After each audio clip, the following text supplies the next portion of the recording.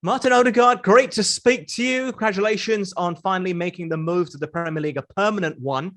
What brought you back to Arsenal Football Club? I think a lot of things, I had a good time here when I came. I think it was a good loan spell. And I really like the project from the club, from the manager. And I want to be a part of rebuilding the club and getting the club back to the top. So I think it was a lot of things, but the project and how the club and the manager wants to do things was very important for me. It feels like you're settled. I mean, you've been in the news since you were a teenager, since you were a kid, and you were sent out on loan, obviously. You were at Real Madrid, but now you've found a permanent home where you're wanted, where it feels like you're loved by the fans and the club themselves. Does that help you as a player just mentally focus?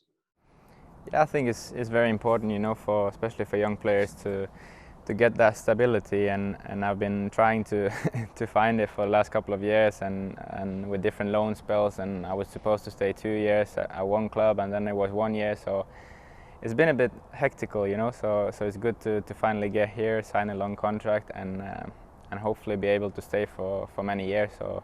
So it feels great, to just settle down and to get that stability, hopefully. What about your position on the pitch? You've evolved kind of over the years. Are you a number 10? Do you view yourself as a number 8? Is it up to the manager to deploy you on the pitch where he sees fit, or where do you feel comfortable?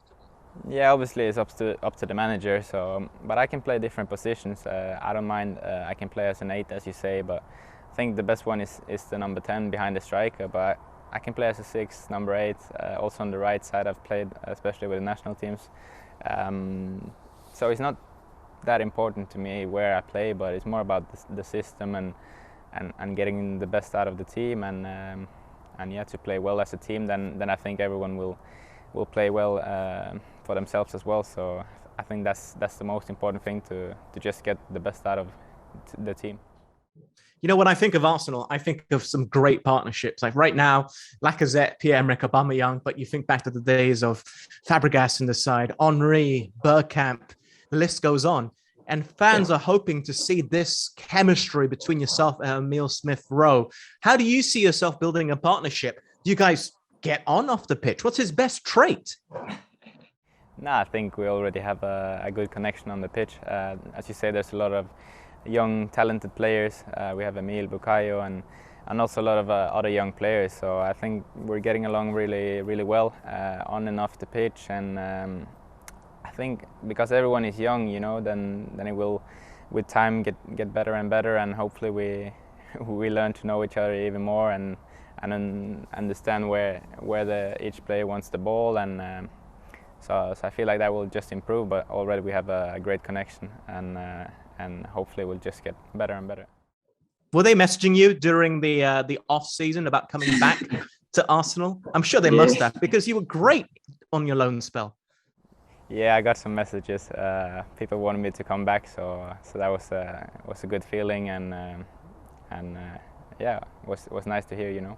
Do you make it an effort to hang out with them off the pitch? I mean, not on the pitch, just to build that bond between individuals, between humans who work together? Yeah, I think that's important as well, and to be together off the pitch as well, and when we have lunch here, try to talk to the people, and yeah, try to make a relationship off the pitch as well, and I think that will help on the pitch. So, but I don't feel like that's a problem here. Everyone gets along well, and yeah, I think everyone likes each other and wants the best for the team. So that's not a problem. That's great to hear. But from the outside, it's a bit of a rough start to the Premier League season so far for Arsenal, which I'm sure you're well aware of, and the pressures that come with it. But what's it like inside the team? What is the mood like? Is there a long-term strategy that's keeping everybody grounded and focused on the challenge ahead? Because it's 3 games down, but there's 38 in total. It's still a long way to go. Yeah, it's only 3 games, and we have played two of the best teams in the league and also in the world. So I think we have to stay calm. We have to keep believing in what we are doing. Obviously, the atmosphere is not so good the day after we lose, and especially the way we lost the last game. So, but in football, you always get a new chance. That's a good thing. So we just have to be ready for the next challenge. Keep working hard. Keep believing in what we are doing, I know, and everyone here knows that the quality we have in the team is better than what the table is saying at the moment. So it's just about showing it on the pitch tomorrow and in each game, and then start climbing, you know. So yeah, we believe in the project, we believe in what we are doing, so we will stay calm and work hard, and then results will come. Do you think that's what makes the Premier League special, though, as well, as compared to European leagues outside of the UK? It's just so competitive. Anything can happen, really. I mean, all due respect to La Liga, it's usually between two teams. Well, three now if you include Atletico. Yeah, I think so. I think the league is really competitive, and every game is difficult. You know, even if you play teams down on the table, it's always difficult, always a struggle, and you never have easy games. So I think that's maybe the difference from this league to a lot of other leagues. And but I like it. You know, you have to be on your very best each game, and every time you step on the pitch, you have to perform at your maximum to be able to win. So I like that. Yeah, you've also got a manager who's vastly experienced as a player within this league. He knows what it takes to come from Spain all the way to England, MIKEL ARTETA. What makes him stand out as a manager? What makes him the man that's impressed you so much you wanted to join the club? I think the way he wants to play and the way he wants to do things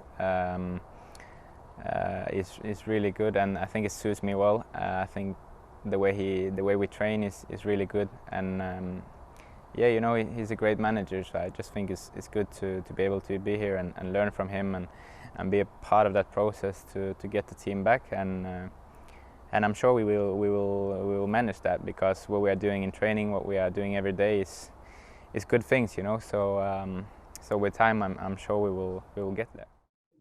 I've covered all the Arsenal games on TV so far this season, and when your name comes up with all the ex-pros I've talked to, they see you as that missing link, that you are the heir to that Mesut Ozil throne, effectively.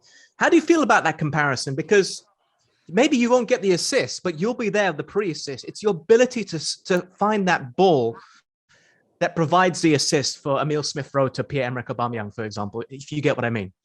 Yeah, you know, in football it's all about the goals and the assists, but sometimes it's, you know, the third last pass is also important. So I don't think too much about the numbers and what people are saying, but it's important to do the best for the team and to play the right passes. And if that's the second last or the third last, or if it's the goal, you know, you have to do the right things and to help the team. And yeah, that's the most important thing.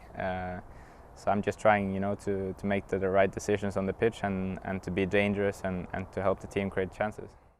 Do you care about those comparisons to Mesut Ozil? Because his ability on the ball, as we know, is brilliant.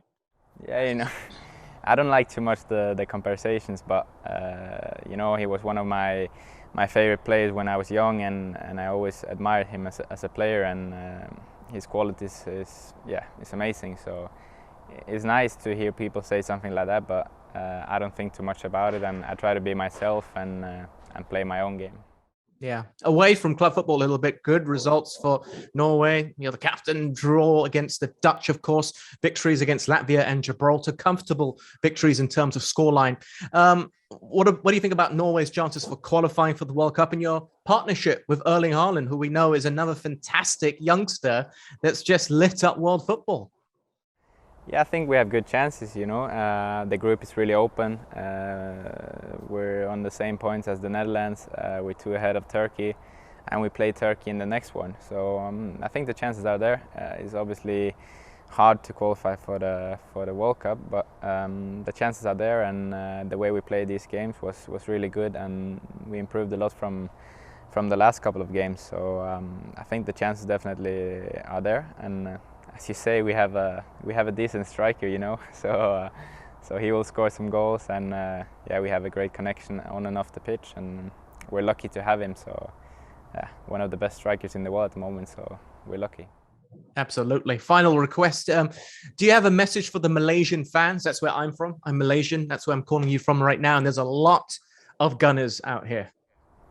No, just keep supporting the team and keep believing in us, and yeah, support us and cheer for us, and then hopefully we will pay back with good results and good football. Excellent. You are mature beyond your years, my friend. Best of luck for the rest of the season, and we'll speak to you again soon, okay? Thank you very much.